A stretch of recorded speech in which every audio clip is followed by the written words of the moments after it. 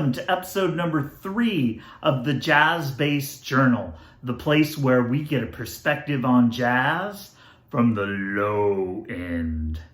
My name is Chip Boaz, and today I'm going to be talking about some approaches to outlining harmony in your walking bass lines.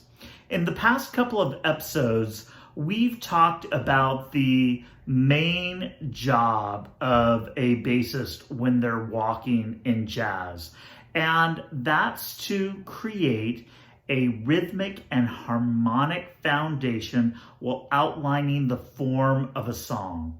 So that leaves us with 3 really important aspects of walking that are worth a deeper look: rhythm, harmony, and form. So today we're doing the deep dive on some approaches to outlining harmony.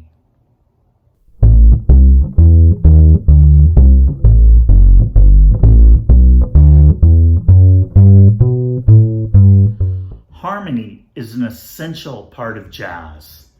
Jazz musicians have spent decades pushing harmony in new, creative, and sometimes dissonant directions that have really come to define the genre. Fortunately, bass players were there the whole time, finding unique ways to support the harmony in the low end. It's become a bit of a fine art that honestly is a bit of a balancing act.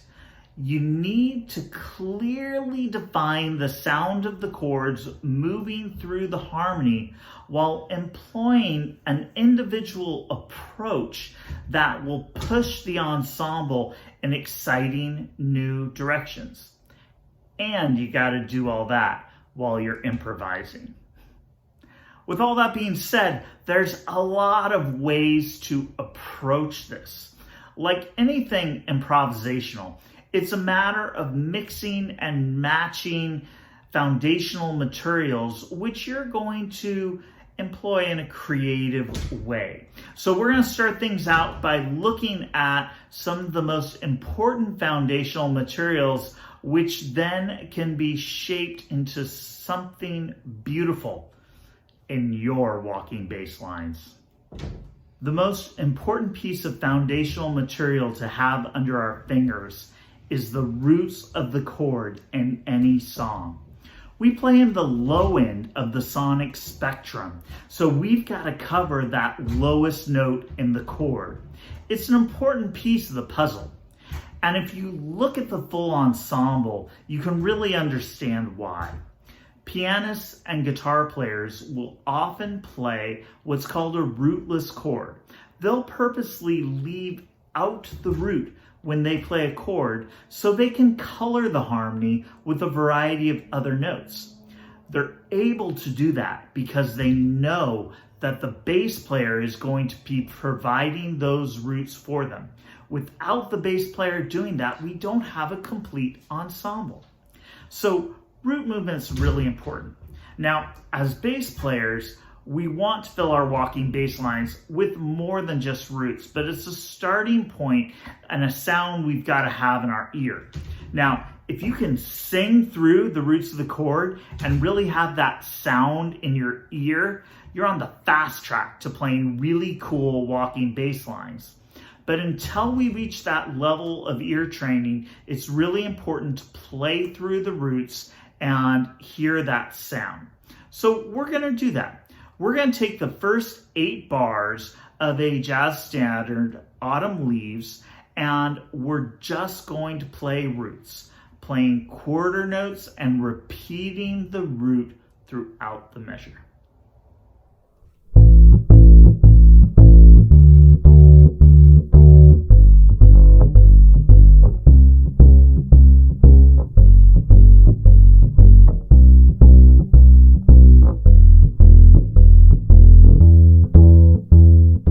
Roots are an important starting point, but they're really just what we're going to build upon. The way that you surround roots with other notes is what defines harmony in your walking bass lines. Now, there's really 3 ways to surround the roots. That's using chord tones, using scalar notes, and using chromatic passing tones. So let's check them out. The first factor that we're going to look at is the use of chord tones. These are the notes that you use to build the chord itself. So it's important that you know what those notes are and you can arpeggiate the different types of chords. They all start with the root, but after that, there are a couple of really important priority notes that you need to focus on that define the chord quality.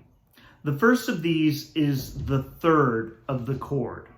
This note defines whether the chord comes from a major or a minor tonality. The difference of a half step can imply major versus minor. The second priority note is the seventh of the chord. The difference of a flat 7 versus a major 7 can be the difference between something like a minor 7 chord or a dominant 7 chord versus a major 7 chord. These are really things that bass players need to cue into so they're implying the correct chord quality underneath in a walking bass line. Now, there's also the fifth of the chord, which is not as vital in defining the chord quality, but is also an important note. You have to watch it too, because some altered chords in jazz may have a flat fifth or a sharp fifth, so you got to keep an eye on it. So we're going to start things out by playing through the chord tones of that same jazz standard, the first 8 bars of Autumn Leaves. Now I'm just going to play through the chord tones in root position, arpeggiating the chords so it's really clear and really apparent what those notes are. When you do this in a walking context, you might use chord inversions to make a more fluid bass line, but for right now I'm going to stick with the roots so we can really hear the sound of the chords.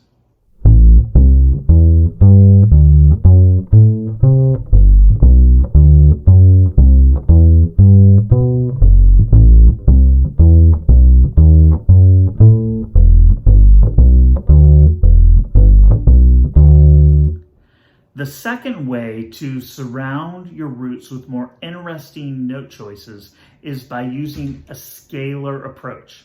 Now again here, there's some important background information that you need to get under your fingers, and this time it's chord scale relationships. Each chord has a connected scale, and as you move through any chord progression, you gotta change the scale to match those chords in your walking line. When you do this though, you can play with a more melodic approach to walking. It really allows you to create more fluid lines.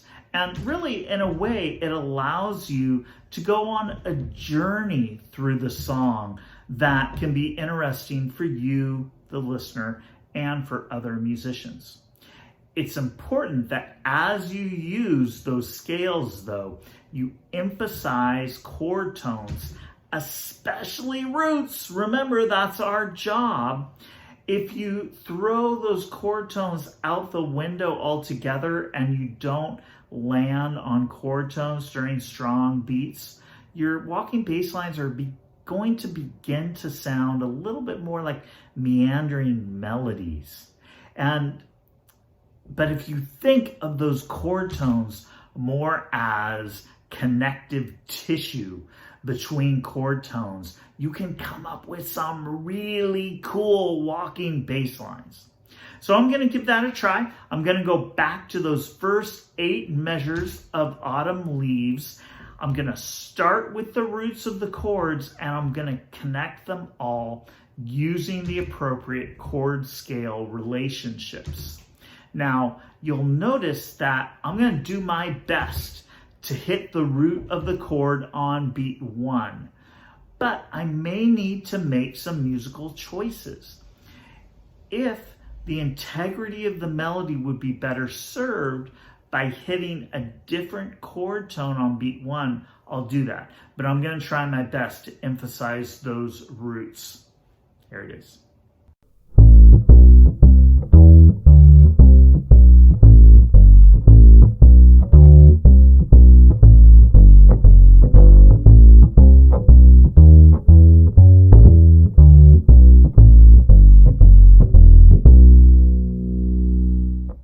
The third way to surround roots with more interesting note choices is by using chromatic passing tones.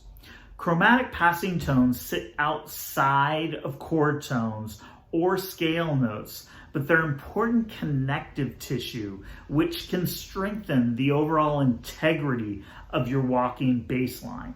Chromatic passing tones provide direction, allowing you to lean into chords as they change in the song.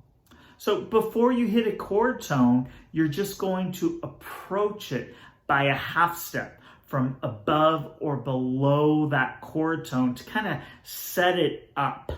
Now, for example, if you were going to hit a C on beat 1, you might play a D flat on beat 4 of the preceding measure to lean into that C. When you do that, there's some strong harmonic implications and a little bit of dissonance that really sets up that jazz sound. Now you have to be careful because if you place chromatic passing tones wrong, it can really lose the harmonic structure and you might end up throwing out the harmony altogether. But when you put them in the right place, it becomes this real glue that holds the line together. So we're going to try that out. I'm going to go back to that first 8 bars of Autumn Leaves, and I'm going to surround chord tones and scale notes and roots with chromatic passing tones. Check it out.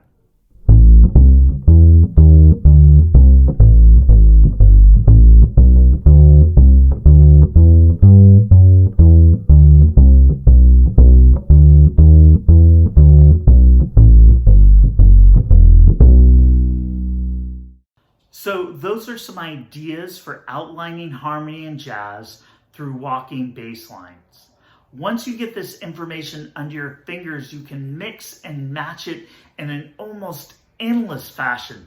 It's really exciting stuff because the choices you make about walking bass lines define your personality in jazz, and the journey is just super exciting.